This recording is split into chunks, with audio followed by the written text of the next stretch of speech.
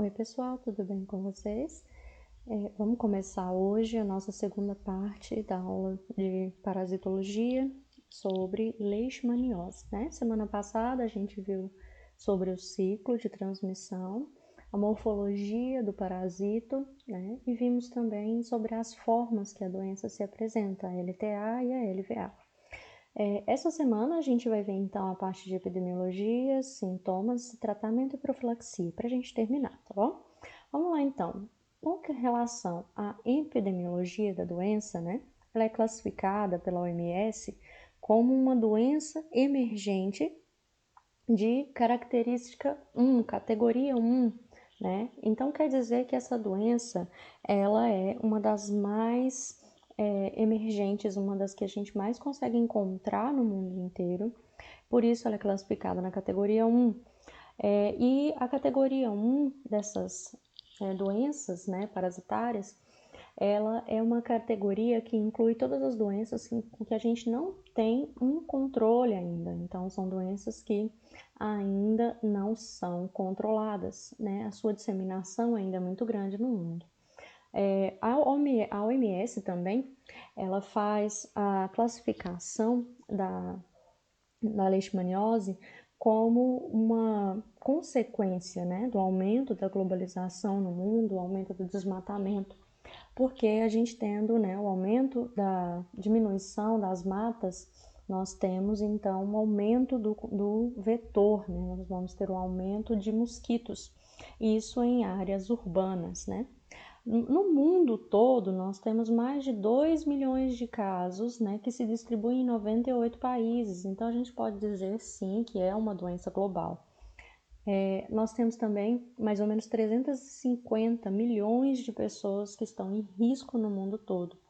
E apenas alguns países que concentram a maioria dos casos, principalmente aqui o Brasil, né, o Afeganistão, Irã, Peru, Arábia Saudita e Síria.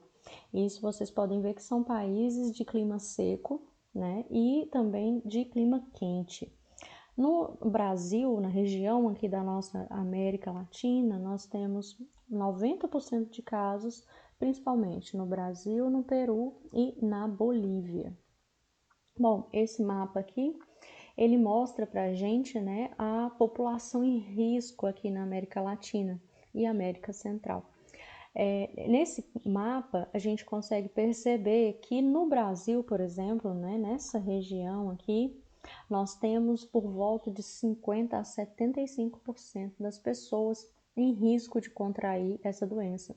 E aqui no Brasil, a notificação dessa doença também é obrigatória, né? A notificação individual de algum caso, levando em conta tanto a América Latina quanto a América Central, os países, né, a região onde a gente mais vai ter casos é aqui na região da América Central, né, que vamos ter por volta de 75 a 100% das pessoas em risco de contrair a doença.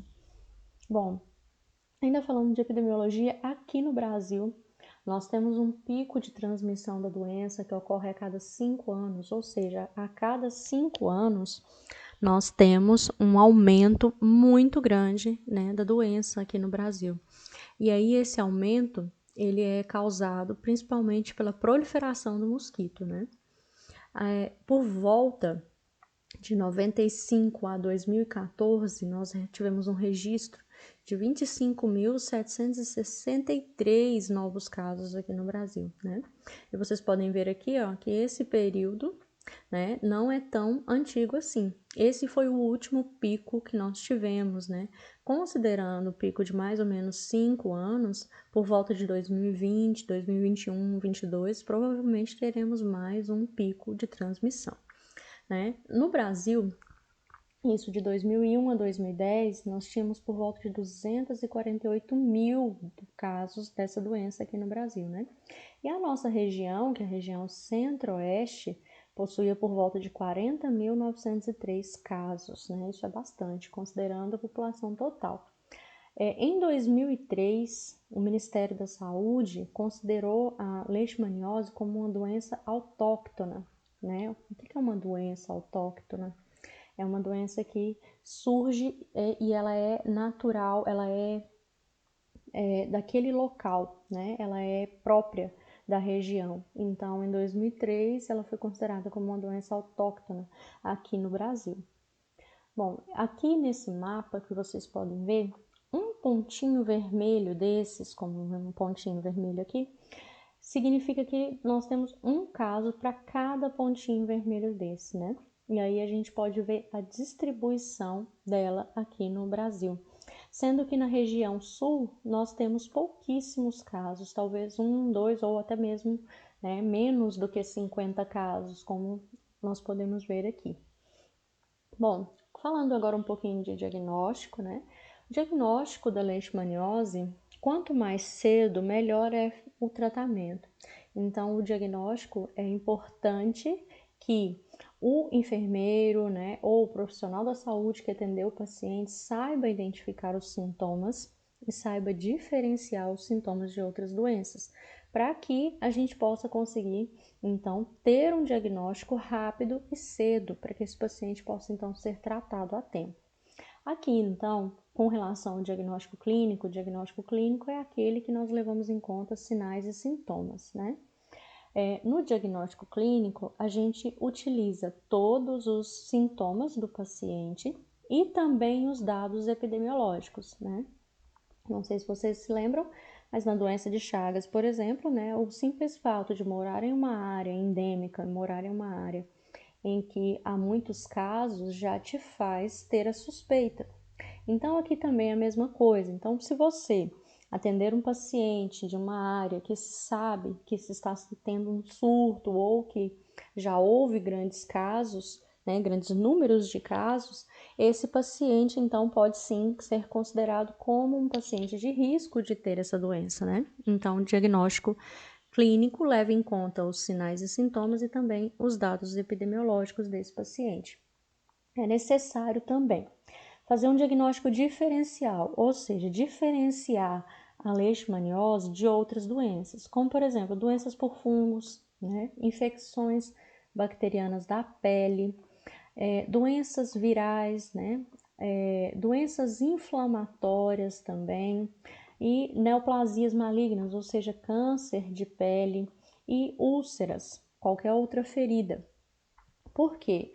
A leishmaniose tegumentar, que é aquela da pele, né, ela pode dar algumas feridas na pele que podem se parecer com infecções bacterianas da pele, pode parecer com um câncer de pele no início, pode parecer com uma úlcera, né, uma lesão por pressão, o início de uma lesão por pressão. Então, é necessário saber fazer a diferença. Daqui a pouquinho eu vou mostrar para vocês como é realmente a ferida, para vocês verem que é bastante fácil de identificar. E também é um pouco diferente de todas as outras, mas um olhar desapercebido do profissional de saúde pode fazer com que isso seja confundido com outras doenças. Então, por isso, o diagnóstico clínico tem que ser feito, né, observando bem a ferida, o local e observando os sinais clínicos que o paciente demonstra. Bom, diagnóstico laboratorial. A gente vai ter alguns diagnósticos que podem ser feitos e são feitos em laboratório, né, como a intradermo-reação de Montenegro, que é essa daqui, que a gente chama de IDRM, o isolamento em cultivo in vitro e isolamento em vivo, que é a inoculação em animais. Como é feito isso aqui? O cultivo in vitro é quando a gente pega, então, ali o parasito e coloca ele para ser cultivado em algumas células coletadas de animais. Essas células, apenas as células, né, elas vão, então, dar a continuidade ao ciclo da leishmania.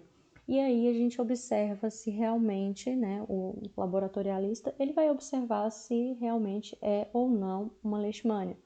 E o isolamento em vivo é quando se faz, então, uma inoculação. A gente injeta esses parasitos coletados do sangue do paciente, né, em algum animal, principalmente ratinhos de laboratório, e se observa se eles vão ter, então, as feridas ou não. Isso aqui, geralmente, esse tipo de diagnóstico laboratorial é feito quando se quer pesquisar qual é a cepa né? Lembra que eu falei para vocês qual é o tipo de DNA do parasito que está presente naquela doença, tá? Não é feito para todos os pacientes, não. Já a demonstração direta do parasito é quando se faz um esfregaço, né, da própria região onde tem a ferida, se faz uma pequena raspagem na ferida, se tira algumas células e se observa essas células, né, num microscópio. E aí a gente observa a presença do parasito ou não. A reação em cadeia da polimerase, que é o PCR, que é um exame de sangue, que a gente vai observar os traços de DNA presentes, né, e de imunológicos também presentes no sangue com relação ao parasito. E os exames histopatológicos, né, que são exames que a gente faz com o próprio sangue, no qual você vai pegar algumas gotas, colocar em uma lâmina e observar diretamente no microscópio. Bom, falando um pouquinho aqui da intradermorreação de Montenegro. Essa forma de diagnóstico, ela é uma forma de diagnóstico muito utilizada, principalmente nos postinhos, né, nas ESFs, na Estratégia de Saúde da Família. E qualquer profissional da área de saúde pode fazer esse teste, desde que tenha na unidade o antígeno, né, o antígeno que foi retirado do próprio parasito. Como que se faz, então? Ela é feita da seguinte maneira. Com uma agulha intradérmica, a gente faz a injeção de 0,1 ml. Tem que ser apenas 0,1 ml, né?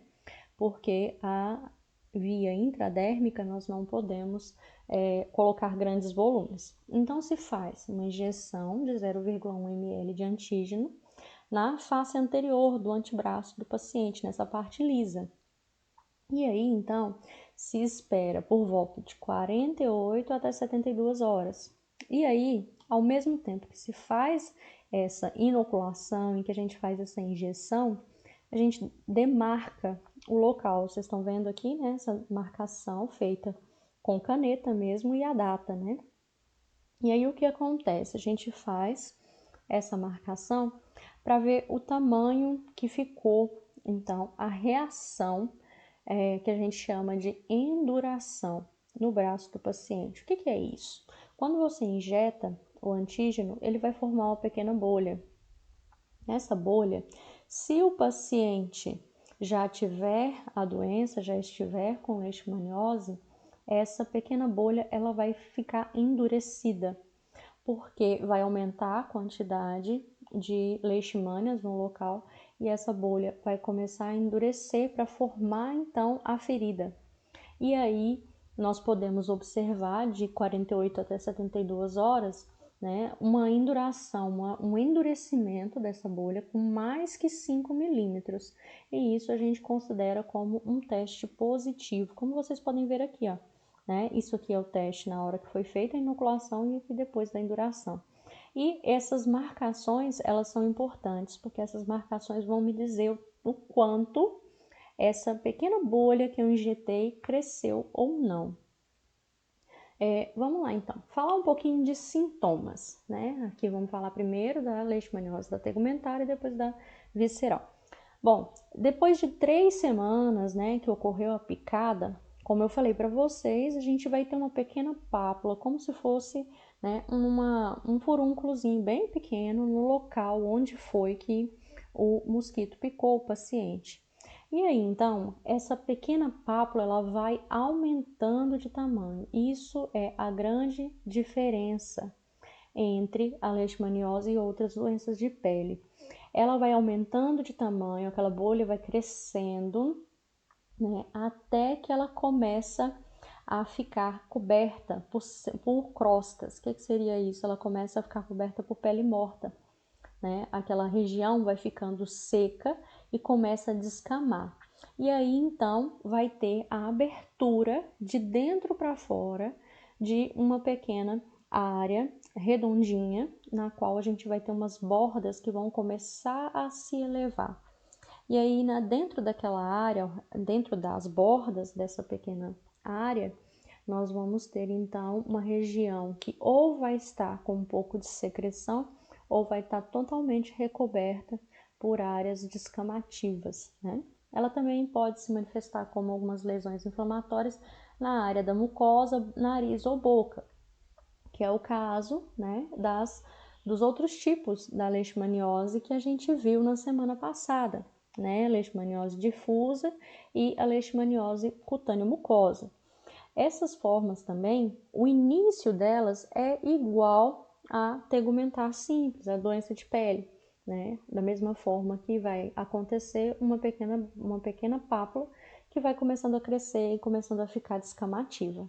Então, essa é a forma, os sintomas principais que o paciente vai apresentar na leishmaniose tegumentar. Já na visceral, o paciente vai ter febre intermitente. Febre intermitente é aquela febre que vai e volta, né?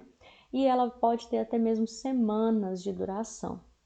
E aí o paciente vai apresentar também fraqueza, vai perder a vontade de comer, perda de apetite, vai emagrecer e perder a força, né? Isso é a caquexia.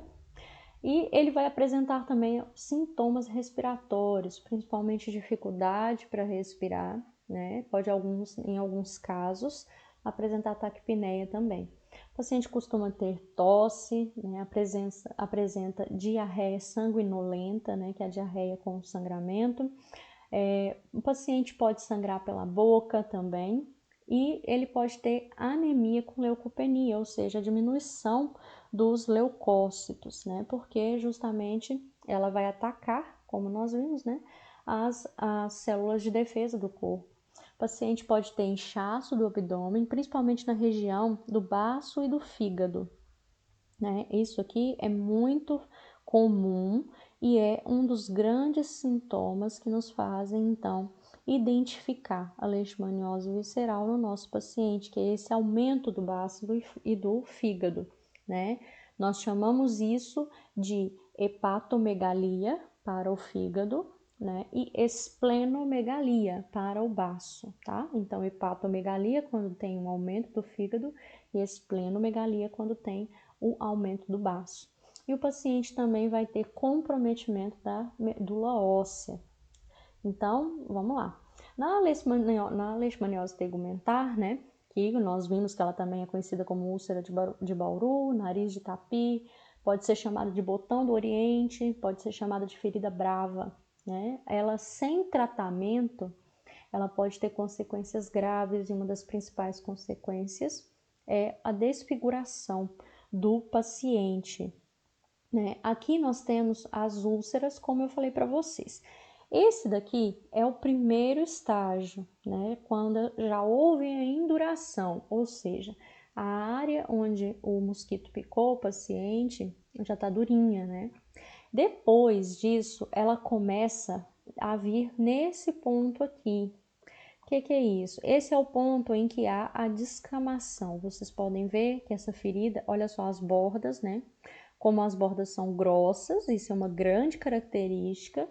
E por dentro da região da ferida, você pode ver que as áreas estão secas, ó, como vocês conseguem ver aqui, essas áreas mais branquinhas. Isso significa que a pele está descamando.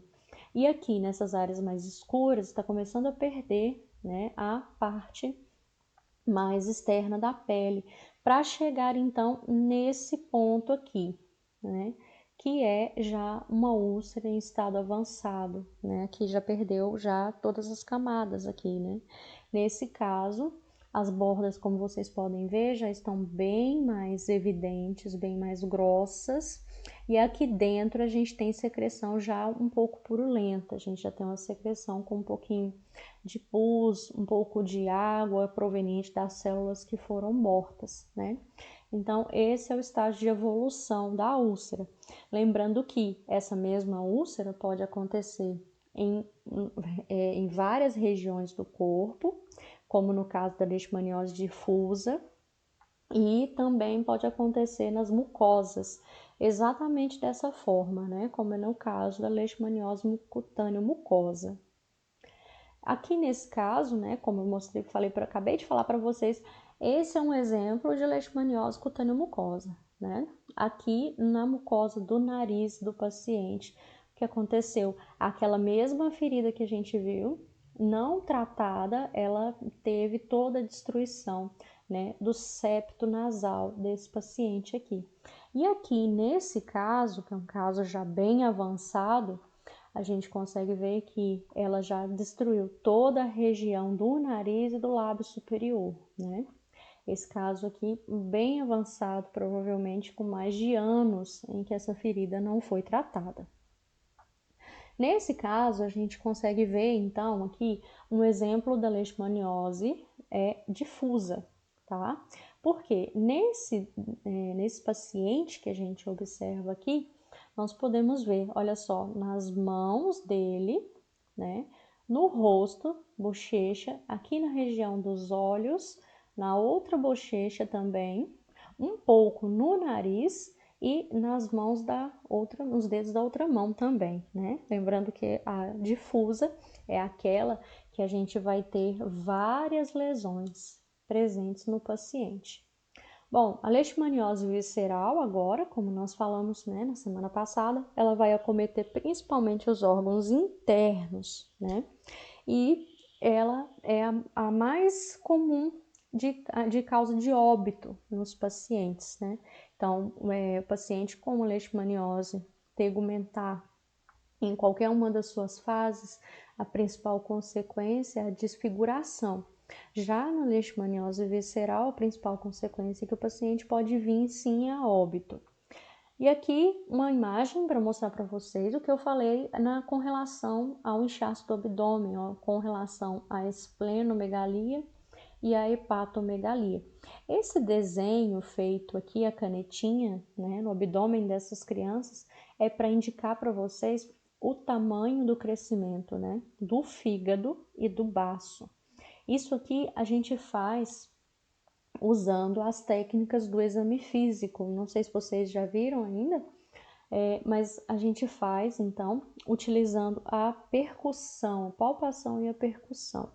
Né? A gente vai, então, colocar a mão sobre o abdômen do paciente, percutir até que a gente consiga perceber uma diferença no som. E isso a gente consegue, por meio desse som, medir o tamanho, né, do fígado e do baço do paciente. Aqui nesse caso, são crianças, né, provavelmente até 10 anos, e elas têm então um aumento do fígado e do baço de forma muito mais grave, justamente porque tem um sistema imunológico que não está totalmente desenvolvido, né? E aí então um tratamento pode então proporcionar uma cura para esse paciente, né? Então, por não ter um sistema imunológico totalmente desenvolvido, elas vão ter as reações um pouco mais fortes, mas também o tratamento ele é mais eficiente com relação a crianças, né?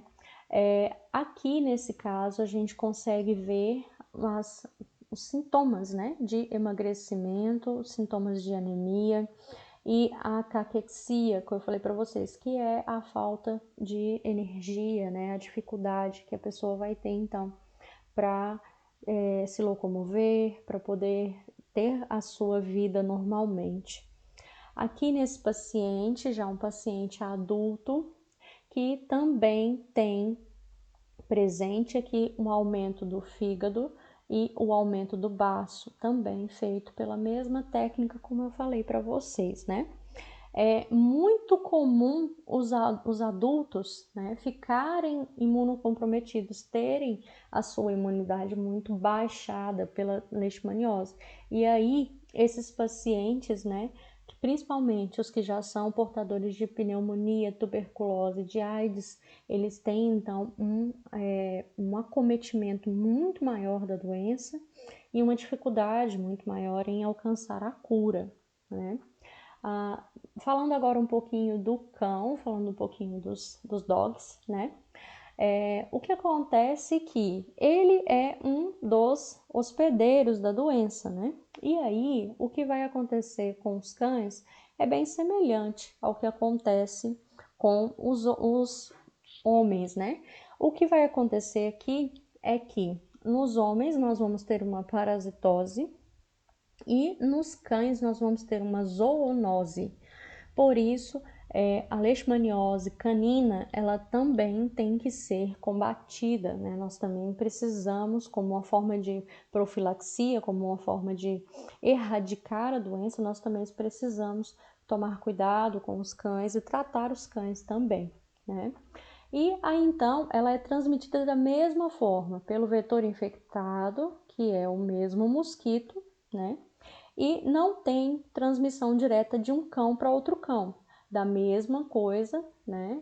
Do homem para o cão e nem do cão para o homem. O que acontece que nós vamos ter então aqui uma forma de infecção é o mosquito. Se o mosquito picar um cão que esteja infectado e picar um homem, ele vai transmitir a doença. Se o mosquito picar um homem que esteja infectado e picar um cão, ele vai transmitir a doença. Mas o cachorro e o homem não vão transmitir um para o outro. Nem que você toque na ferida do cão ou toque na ferida de outro paciente, você não vai pegar, tá bom? A leishmaniose visceral canina, né? Nós vamos ter as duas formas no cão, a tegumentar e a visceral. A visceral, ela costuma ser silenciosa. O cão, ele pode estar infectado e ele não apresentar sintomas, né? E de repente ele via morrer. Já a leishmaniose tegumentar canina, né? Ela vai aparecer lesões na pele. Geralmente são múltiplas, não vai ser únicas como é no homem. E essas lesões vão ser muito parecidas. Elas vão ter descamação, né? E elas vão formar úlceras da mesma forma, como eu expliquei para vocês, com bordas grossas, né? E uma área descamativa por dentro. O cão também vai apresentar falta de apetite, perda de peso muito rápida, lesões ao redor dos olhos, como se fossem queimaduras, né? Ele vai perder massa muscular, vai ter uma atrofia muscular, vai ter um crescimento exagerado das unhas, né? E num estado mais avançado, o cão pode ter problemas nos rins, nos fígados e ele pode vir até morrer, né? Vou mostrar para vocês aqui agora algumas imagens. Aqui, por exemplo, nesse cão, no focinho, né, nós temos uma úlcera na região da mucosa. E é muito comum que aconteça e que apareça nessas áreas ao redor dos olhos, né, e nas áreas do focinho e dos lábios. Aqui, esse é um cão, né, que está com a doença nessa foto aqui, nós podemos ver as úlceras na região aqui dos lábios e também na região dos olhos. E esse é o mesmo cão depois do tratamento. Eu vou falar um pouquinho aqui daqui a pouco sobre o tratamento para o cão também. E aqui nesse cão nós também conseguimos ver as lesões ao redor dos olhos, né? E aí, mais casos aqui para vocês verem. Esse daqui, um cão com a doença, no caso a visceral, né? Nós não conseguimos ver nenhum tipo de alteração na região externa desse cão, mas a gente consegue perceber um aumento aqui da região, né, do abdômen do cão e um aumento também na região aqui dos olhos, né, um pouco de inchaço que eles apresentam também. É difícil ver, né, porque é cão, nós não somos especialistas nessa área, mas a gente consegue, então, entender que na visceral nós não vamos ter muitos sintomas aparentes. E aqui esse mesmo cão depois do tratamento. Aqui nesse caso, a gente consegue ver o emagrecimento extremo, né, do cão, justamente por causa da doença no tipo da visceral. E aqui, né, falando um pouquinho mais das manifestações clínicas, né, da leishmaniose tegumentar, ela vai apresentar principalmente nódulos espalhados sobre o corpo, né? Algumas regiões da mucosa vão se espalhar as lesões, por isso nós chamamos de metástase, não é relacionado a câncer, tá? Nós estamos falando aqui no sentido das lesões estarem se espalhando. Vai ter principalmente a destruição das cartilagens, né, com relação ao nariz, o palato, provocando principalmente deformidades nos pacientes. E pode ter o acompanhamento, né, de febre, calafrios e mal-estar.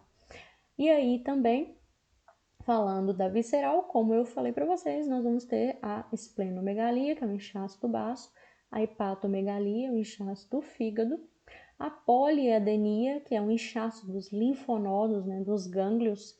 Nós vamos ter esse inchaço como se fossem ínguas, né, no corpo inteiro. E a hiperplasia da medula óssea, né, que é quando ela falha na produção das células sanguíneas. E aí nós podemos ver aqui, né, o crescimento do baço e do fígado.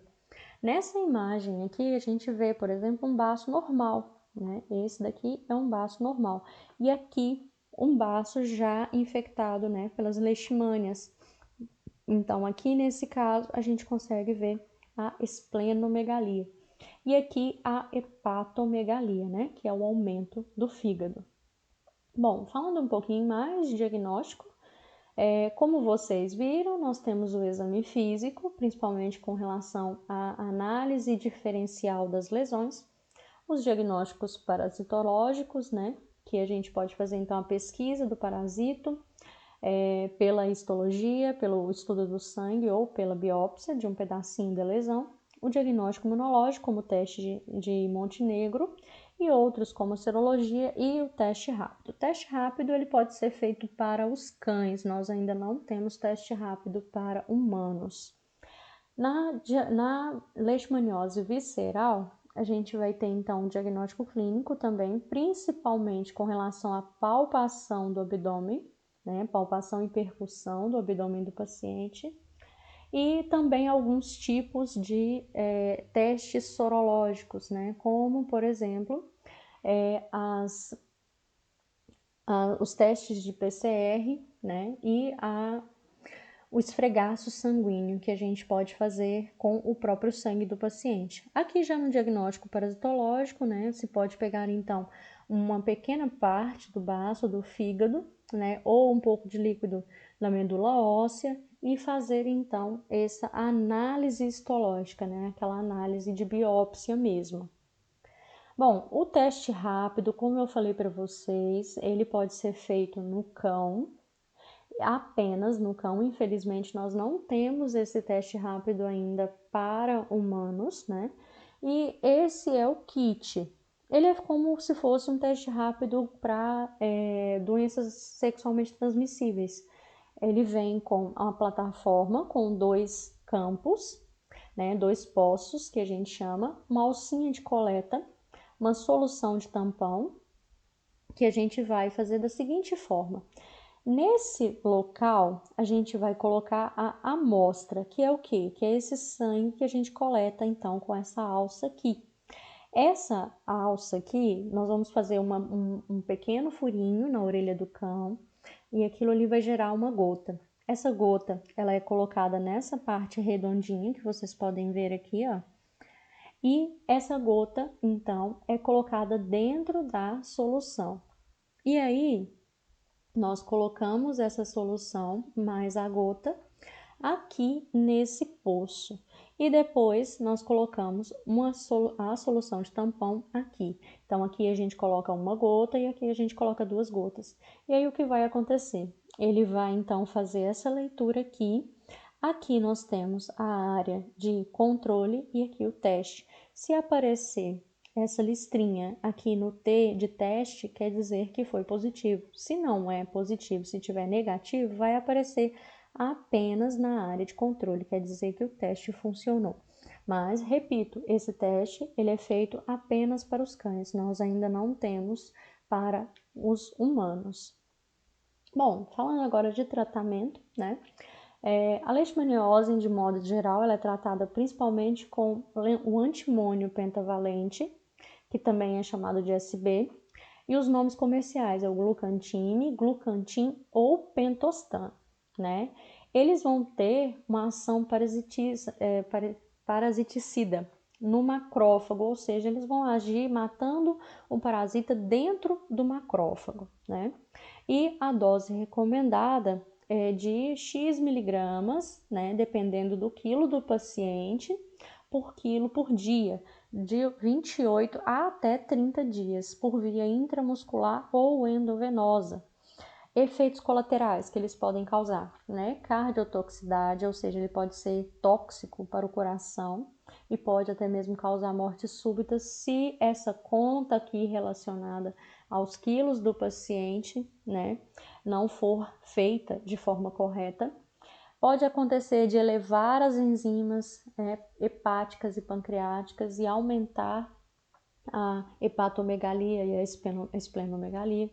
Pode acontecer de ter pancitopenia e de anormalidades eletrolíticas, né? Isso aqui é o aumento das... isso aqui vai ser, então, o aumento da região. Bom, então, isso aqui vai ser com relação ao aumento, né, da região do fígado e do baço, que vai fazer com que o aumento dos hematócritos, né, vai aumentar bastante no sangue do paciente. Então, a gente vai ter aumento de leucócitos, vai ter aumento de hemácias, né, tudo isso com relação ao aumento da região abdominal do paciente. Bom, então, continuando, o tratamento também pode ser feito com a anfotericina B, que é o mais comumente encontrado, né, aqui no Brasil. Ele é um antibiótico, né, que nós podemos usá-lo para o paciente. Ele tem uma boa atividade in vitro, ou seja, ele tem uma boa atividade nos testes que foram feitos, né, para a destruição da leishmania, porque ele age justamente lá no macrófago, né. Dose recomendada é de 3 mg por quilo por dia, né, por via endovenosa, por 5 dias consecutivos. Efeitos colaterais que ele pode causar também é a dispneia, rubor, febre, dispneia, dificuldade para respirar, rubor é a vermelhidão e a febre é o aumento da temperatura, né? O paciente pode ter dor de cabeça, pode ter tremores e cianose, né, que é aquela área arroxeada devido à falta de oxigênio no local. Pode ter hipotensão, que é a diminuição, né, da pressão arterial. Ele pode ter a hipomagnesemia, que é a diminuição do magnésio no sangue.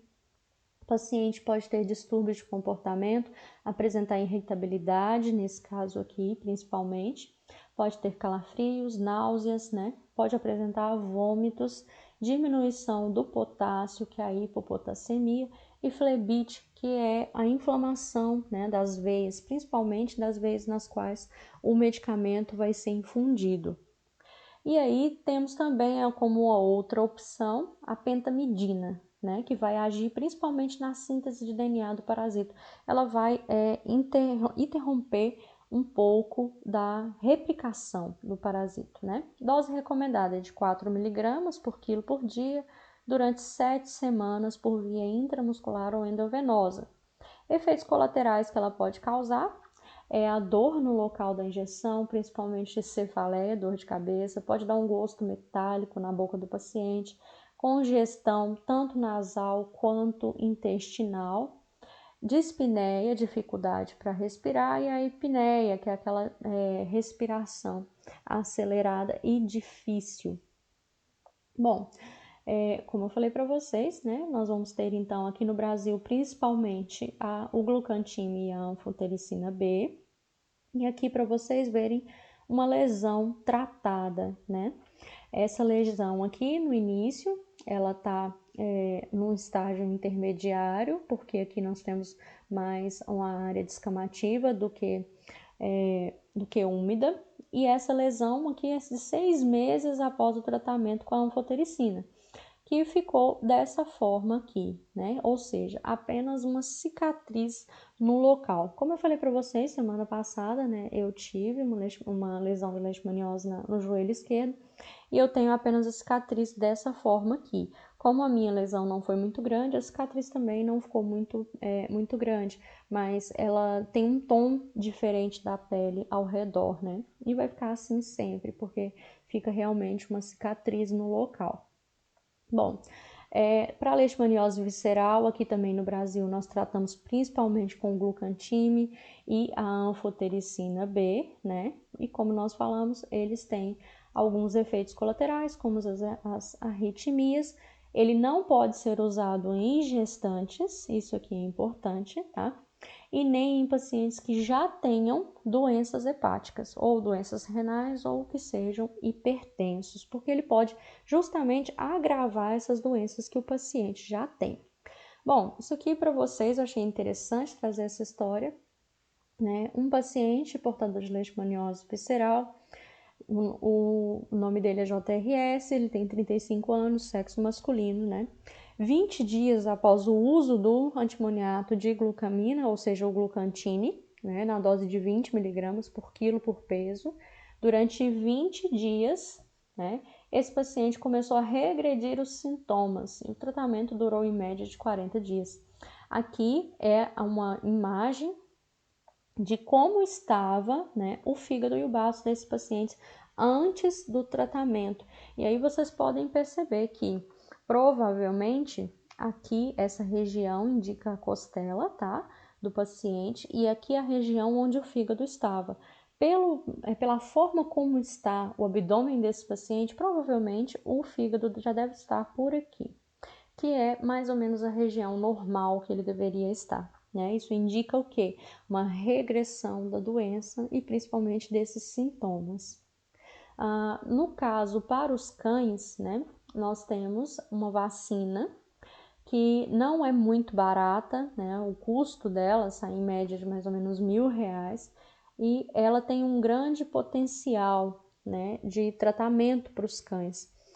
Ela se chama Leishmune, né, ou FML, e geralmente ela tem uma associação da anfotericina B com o allopurinol, que é um medicamento que só pode ser utilizado, o allopurinol, né? Ele pode ser utilizado apenas nos cães. E geralmente ela consegue ter um bom prognóstico, ela consegue trazer uma cura para os cães, né? E dependendo do estado, um tratamento completo pode sair até mesmo mais do que R$ 1.000. E sempre vai ser custeado pelo dono do animal, né? Nós não temos isso de forma gratuita. Esse cão é o mesmo da foto que eu mostrei para vocês anteriormente e ele foi tratado, né, aqui com a mesma vacina. E aí esse cão se conseguiu então uma cura 2 meses após o tratamento. Nós somos contra, né, devemos sempre ser contra a eutanásia dos animais, porque é uma solução muito cruel, né, e que não vai fazer com que a doença acabe, né. De forma geral, você matar o cão que está doente não vai fazer com que a doença seja erradicada, né? O que vai fazer então que se tenha um bom combate, né, da leishmaniose? É que você tenha então um controle do vetor da doença, né? Então, nós não podemos jogar a culpa, por exemplo, nos cães que estão doentes, como a maioria, né, dos controles de zoonose fazem. O que se tem que fazer é um bom controle, né, do vetor da doença. Então, o que nós vamos ter vai ser, então, o controle de todos os tipos de proliferação do mosquito. E o que eu posso fazer, então, para evitar a doença, né, para você ter uma boa profilaxia dessa doença? É manter o quintal e a casinha do cachorro, né, limpos, embalar bem os lixos, não deixar em terreno baldio, né, não deixar reservatórios de água, porque ele também se prolifera em água parada, assim como o mosquito da dengue, né, evitar acúmulo de matéria orgânica no quintal, justamente porque eles vão atrair os mosquitos, né, porque eles se alimentam de restos de comida, né, usar produtos veterinários como coleiras, como spray, como shampoo, para evitar parasitas nos animais e evitar expor, né, o animal ao ataque dos mosquitos, principalmente no período das 6 horas da manhã até as 6 horas da noite, né, no período em que esses animais estão mais vulneráveis porque a proliferação dos mosquitos ela é maior. E sempre ficar atento à saúde, né, dos animais e assim que perceber algum tipo de ferida, algum tipo de alteração, levar esse animal no veterinário, né, para que se possa fazer então o tratamento. Em alguns casos não é possível tratar o animal, já está em um estado avançado da doença, aí sim a solução, né, mais humana possível seria a eutanásia. Mas em casos em que a doença está no início, em que se pode tratar, né, a doença, é preferível sempre que se trate. Em alguns locais, temos alguns medicamentos que não é como a vacina leishmaniose, como eu falei para vocês, que é uma das melhores que a gente tem, uma das melhores opções, mas em alguns casos há medicamentos que podem ser aplicados semanalmente no cão para que ele tenha uma remissão dos sintomas.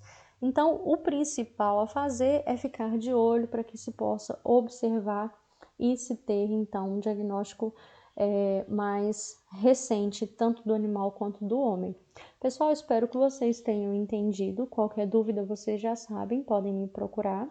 Não esqueçam de colocar o nome de vocês aí nos comentários para constar na presença dessa semana. E mais para frente nós vamos fazer um exercício sobre isso, tá bom? Muito obrigada, bons estudos e até mais.